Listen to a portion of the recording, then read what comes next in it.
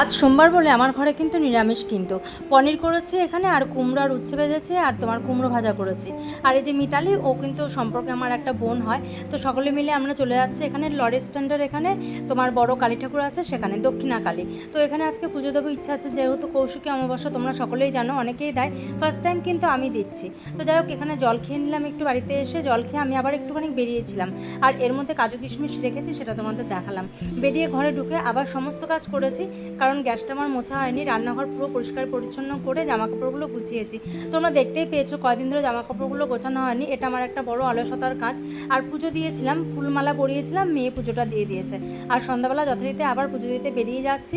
পুজো দিয়ে বেশ ভালো লাগলো। আর প্রসাদ কিন্তু আজকে পাবো না, ওটা পেতে পেতে অনেক রাত হবে, বা আগামী দিন সকাল 9টার মধ্যে গেলেই হবে। তো যাই হোক, যা পুজোর প্রসাদ দিয়ে এসেছি সকলে মিলে খেয়ে নিই, কোটাতেই খাওয়া হয়ে যাবে।